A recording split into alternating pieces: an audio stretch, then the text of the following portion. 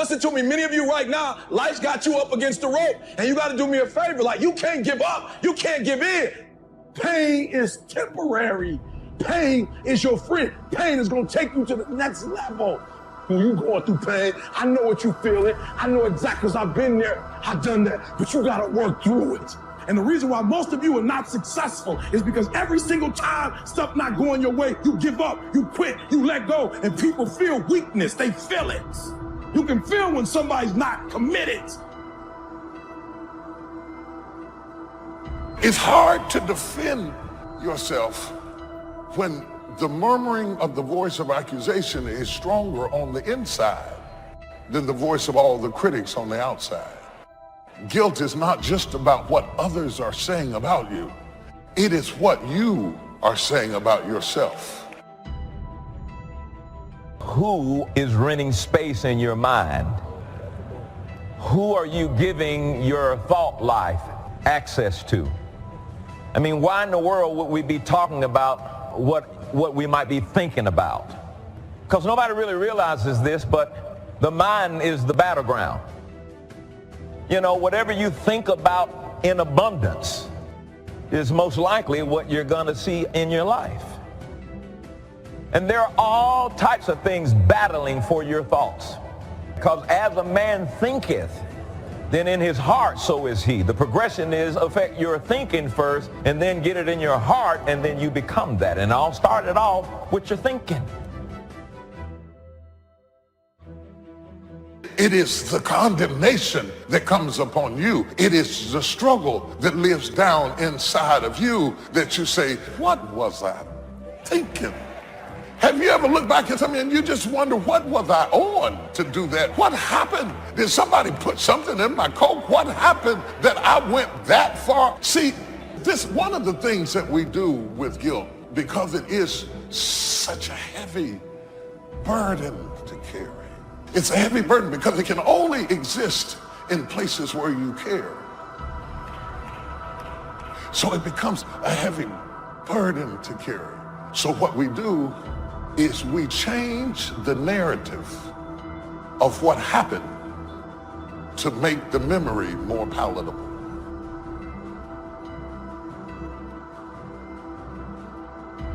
We block out the parts we are ashamed of.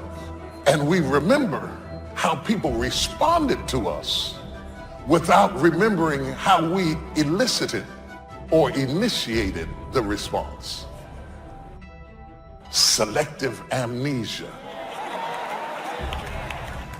And so this story that we tell ourselves about what happened causes a certain toxicity to the soul that stops us from getting what God would give us.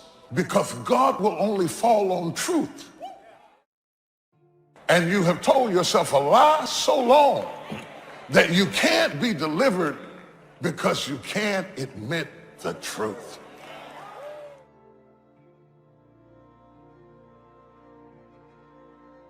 You're in fear. Well, what you're thinking about.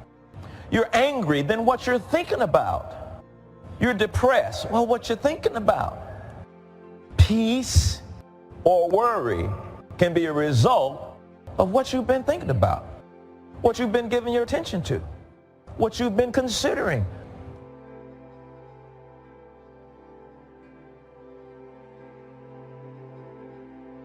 You are what you think. So you start the day off as this grateful creature, this grateful soul, this grateful person. You start your day off as grateful. And it just spirals throughout your day, and it puts you in a great mood. Try it. I truly believe that thoughts are the greatest vehicle to change, power, and success in the world. Everything begins with thoughts. It's time for us to move. So get your joy, get your smile, and pack your bags, because we're leaving depression, we're leaving the fear, we're leaving sadness and the questions, and we're stepping into the fullness of who we were called to be. What happened earlier this week? And it only took 15 minutes, but you can't get it out of your thought life, and it's shaping you. It's messing up your access to wisdom and it's hindering your happiness and your joy, and you can't live the life that God wants you to live because you're occupied with the last thing that you've been thinking about, and it's become abundant in your mindset. And your mindset determines really where you're going to go. And you got to be careful, and it's a real thin line between what you're going through emotionally and what's happening spiritually.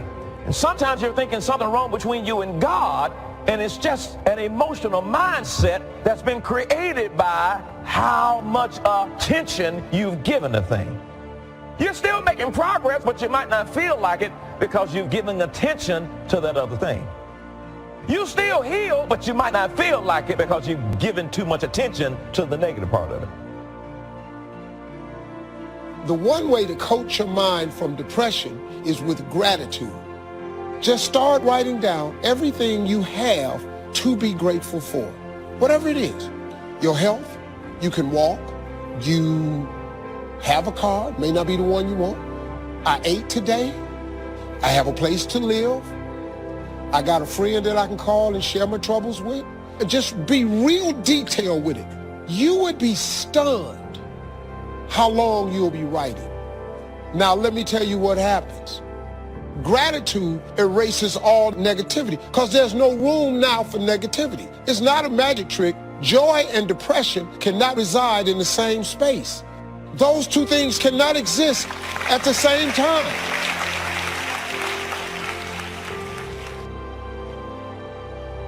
Say thank you for grace. Thank you for mercy. Thank you for understanding. Thank you for parents. Thank you for wisdom. Thank you for kindness. Thank you for humility. Thank you for peace. Say thank you in advance for what's already yours. True desire in the heart for anything good is God's proof to you to indicate that it's yours already. One of the great things about giving is that as you give, you're going to receive. What we want to do is keep the flow going. If anybody gets the bucket of love and stops and holds it there, all of us suffer. They've short-circuited the flow. They've stopped what was going on, the energy that was going around. See, you are part of an equation, and you are needed. Part of why we should begin to look at how we give up our lives is that we got to begin to see what is it that I'm supposed to do? What is my life work? And then give ourselves to that. Because as we do that, ladies and gentlemen, I guarantee you, as you begin to take on this new era that we're in, if you decide that I'm going to begin to start living life generously, I'm going to start giving more of myself, I'm going to start putting out more, contributing more to life. Here's what's going to happen, ladies and gentlemen. I guarantee you that life will take on a whole new meaning for you. I guarantee you that as you begin to give more of yourself in your work, give more of yourself in your marriage, give more of yourself in your relationships with your families and friends, give more of yourself to your talent, to your vocation, to your job or your business. As you begin to set high standards for giving that which you have been given to share in the universe, I guarantee you that life takes on a whole new dimension. Life is worthwhile if you learn. You gotta know, you gotta have the information. Get the information while you're here, right? There's nothing worse than being stupid. So jot this down now, as I used in my notes. What you don't know will hurt you. Ignorance is not bliss. Ignorance is tragedy. Ignorance is illness. Ignorance is devastation. Ignorance is going broke. Ignorance creates a poor life. So you gotta know, you gotta have the information. Number one, learn from your personal experience. One way to learn to do it right is first mess it up and do it wrong. That doesn't mean it's the end of your life, but just, clean up the mess, now do it right. From a negative experience, sometimes we learn to do the positive things that saves our life and makes us successful. They say, if you survive your first heart attack, you may now live to be a very old person. Why is that? That first heart attack was a wake-up call. And then maybe the doctor said, another one of these and your history. And you say, wow. And you make it for the health food store. and you start reading every book you can read on health and nutrition, and you start doing the push-ups, and you start jogging on the beach and doing all the stuff. And all of that change now could very well help you to live a long, long life, having been alerted. The third if that makes life worthwhile is if you stay. You got to hang in there. Some people plant in the spring and leave in the summer. When it gets a little hot and a little uncomfortable, and it looks like the weeds are winning, and it looks like the bugs are having a feast, and you have a tendency to say, hey, I've had it with this. But the key is if you want the harvest in the fall at harvest time, you've got to stay through the summer. Even if the harvest doesn't turn out to be good, you just see it through and then use that experience to do better planting in the spring come the next turnaround of seasons. So stay in there. If you're going to play the game, you got to stay until it's over. What if you were on the team and you guys were behind and you said, hey, we're so far behind, we're out of here. And you all walked off the court, right? We would run you out of town, probably. We wouldn't own you as the home team. Say, I'm behind, so I'm out of here. No, you stay until what? It's over. We're not talking about a lifetime now. We're just talking about this game. If you're in it, stay till it's over. If you sign up for the game, you don't have to go to every game. But the one you sign up, you stay, right? You don't have to do everything every time, but when you start it, see it through. See the seasons through. Then you don't have to plant anymore if you don't want to. But when you do sign up, go the distance. Life is worthwhile if you stay. Hang in there. Next, life is worthwhile if you care. And for my little talk for the service clubs, here's how I wound it up. If you care at all, you'll get some results. If you care enough, you can get extraordinary results. If you just care at all, you'll get some. But if you really cultivate your caring character and care enough, you can have such extraordinary returns from productivity, activity, things you're doing underway. Have something good to say. Here's the next one. Now we must learn to say it well. Once you've got something, now you can't mumble, right? It's got to be clear, or no matter how good the message is that you've got to deliver, how good the instructions, how good the ideas, no matter how good they are, if you don't deliver them well, now the power is lost and the opportunity is lost. So number one is to have something good to say, and number two is to say it well. Here's what'll help you to say it well. Make this list. Number one, sincerity. If a message is delivered with sincerity, see, that makes all the difference. If the speaker is sincere, if the father is sincere, if the mother is sincere, see, that's captivating for the children. If the friend is sincere, even covering a delicate subject for us, of some changes we probably should make, if they're sincere, see, we will give them room. Perhaps to get on our case if we know they're sincere, not just trying to criticize for criticizing's sake. If your sincerity, I'm telling you, that wins the day. Here's what can really be accomplished. Hopefully, like this weekend here, someone sincerely willing to speak and someone sincerely willing to listen. Now, in terms of lecture, book, seminar, and all the rest, we must come to this conclusion, because it's a wise conclusion, that sincerity is not a test of truth. In your study and evaluating everything, just make sure you have that in the back of your mind. Sincerity is not a test of truth. We must not make the mistake of saying, he must be right. He's so sincere. See, that might be a mistake. Why is that? Here's why. It's possible to be sincerely wrong. So sincerity is not a test of truth. Here's the only test of truth. Truth is the only test of truth, not sincerity. We hope someone will be both truthful and sincere, but we don't mistake sincerity for truth. Here's next. Repetition. To get better at something, you just have to go do it. Go do it. Accept every opportunity to go make a little talk if that's going to be your business. Get better at talking to your kids. Come up with more illustrations. Come up with more ideas. Read an extra book. How to communicate with teenagers.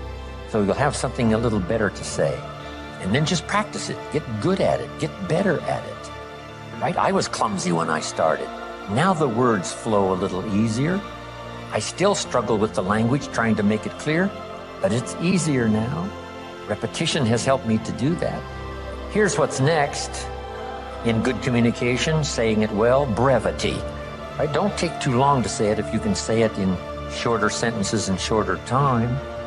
One way to learn brevity is to talk to kids. You talk to kids for 30 seconds and they say, how long is this gonna take? It's already too long, right? 30 seconds. I mean, they got games to play and things to do. They can't hang around for, an hour's discourse. So talk to kids. It helps you to make it more brief.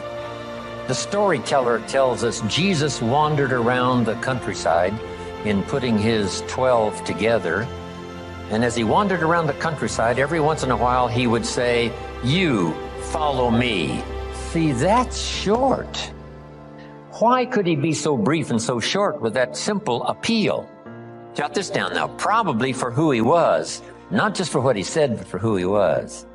There was something about him when he said, you follow me. See, probably his reputation, probably his manner, probably with how he said it, irresistible.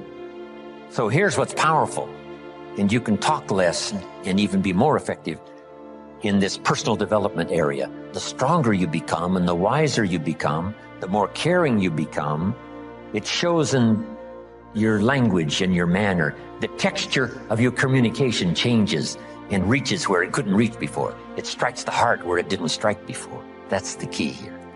Next, style. Now you've got to develop your own style. You can be a student of style. There's about a dozen people that I know over the years that if you knew those dozen, you'd say, hey, a little bit of each of them appears in Jim Rohn's style, which is probably true. Not copying any one person, but I like the way the person said it this way. I like the person's gestures, because I used to be a little too stiff without, gestures. So make this note, it's not just what you say, it's how you say it. Style, sincerity, the way you present it, heart, soul, from deep inside, commitment, dedication, wrapped up in your language so that now when you present it, hey, it becomes incredibly effective. Next is vocabulary. The better your vocabulary, the better you can share ideas that are meaningful, find words now to use that you couldn't use before. If you were very limited in your ability to comprehend because you had such a small vocabulary, that no matter what someone said, it would still be confusing. No matter what they said, it still might not make sense. They said it clear, but you couldn't see it.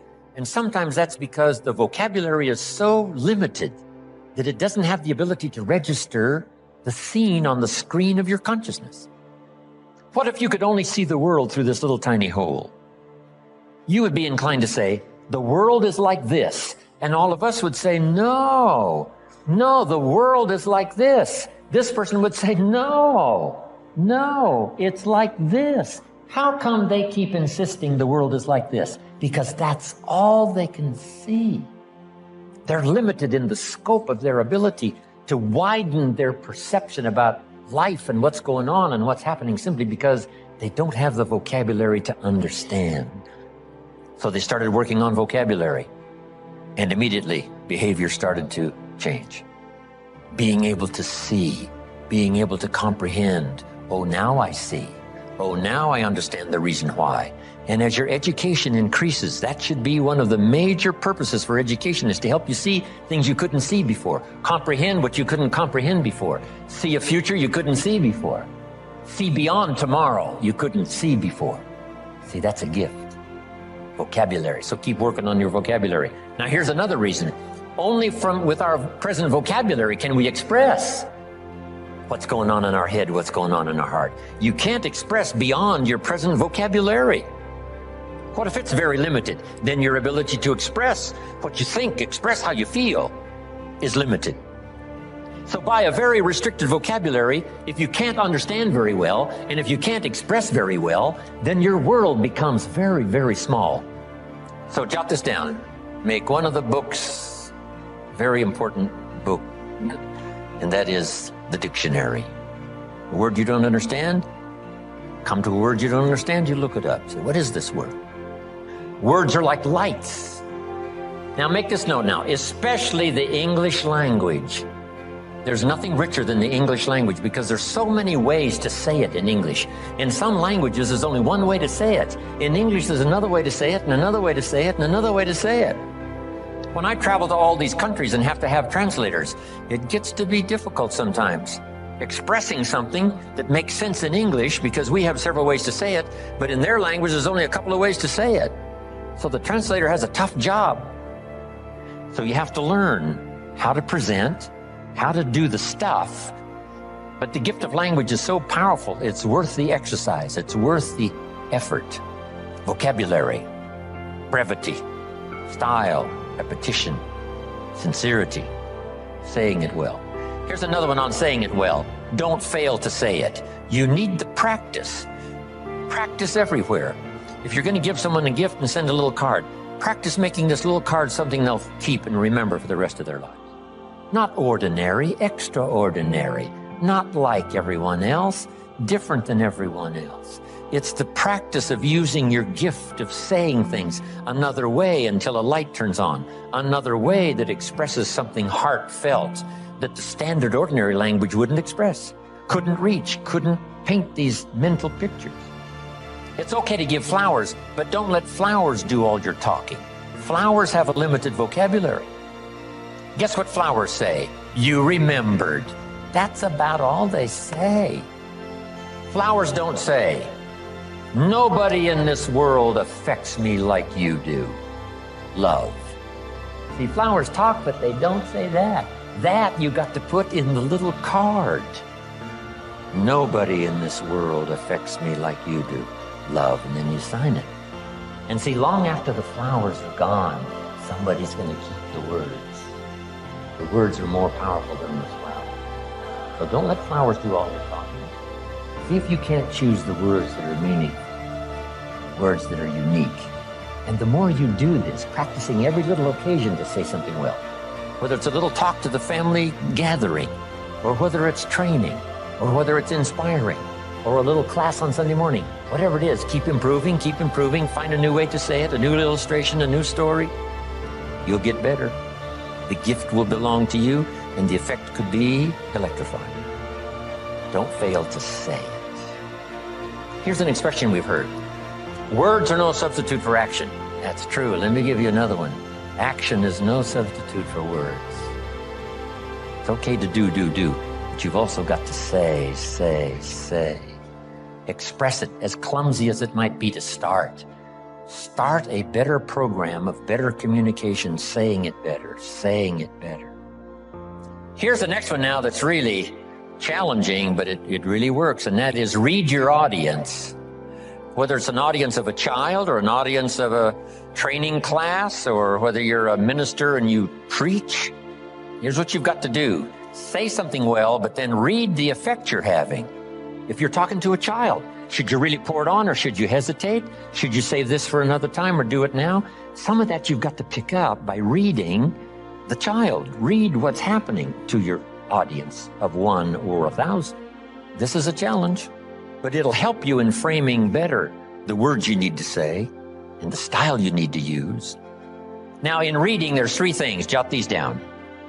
3 things in reading your audience. First, you read what you see. Salespeople soon learn. If the customer's got his arms folded and his chin tucked down and he's frowning, this one ain't gonna be easy. All right, this one's gonna take all my skill to get his arms unfolded, make him a little more comfortable, get that frown off of his face. What can I do? I got to reach in my bag for some good stuff, right? To see if I can't sort of change the situation. And what causes us now to do those amendments in our presentation? It's reading someone's body language, right? What's happening? Here's the next one. You've got to read what you hear. If it's a two-way conversation, you got to listen as well as talk. Mama said 2 ears, 1 mouth. Listen twice as much as you talk, at least, maybe more. Listen so that you can now know how to proceed. Especially if you're talking to a child, you listen so that you know how to proceed. And by listening, you pick that up. Here's the next one. You got to pick up the emotional signals, how you feel, whether you're coming on too strong, whether you should be stronger or easier this time. That's an art in reading. First, what you see. Second, what you hear. Third, read how you feel. Now, this is where women really have it made. Being able to feel, sense. And they pick it up. Men can learn better on how to pick up these emotional signals, but women seem to have it. Because there's no use going on and on. If the signal should have told you, wow, this is not the time. This is too strong. Picking up not only what you see and what you hear, but what you feel. Now, here's the last one. To achieve good communication, something good to say, saying it well, reading your audience. Here's the last one. Intensity. Intensity is the emotional part of communication. Communication is both words and emotion. Here's what's really powerful. Words loaded with emotion. See, that's what's unbelievably powerful. It can move nations. It can help people change directions. It can establish an ideology, for good or for bad. Look at Hitler and his ability to preach. Look at Stalin, his ability to preach. Lenin, as wrong as they were, they believed it with all of their heart. Disastrous results, but they put everything they had into it. The emotional content was unbelievable, powerful. Yes, in an evil direction, but it can also be used for a good direction. This intensity, strength, power, emotion. Now here's the craft. And conversation is a craft. Don't get lazy in learning this craft, because it'll serve you so well at home. It'll serve you so well in the marketplace. It'll serve you so well in your career and making your fortune. This craft of communication. Here's the combination. Well-chosen words mixed with measured emotion. Not only do the words have to be well chosen, the emotion has to be well measured.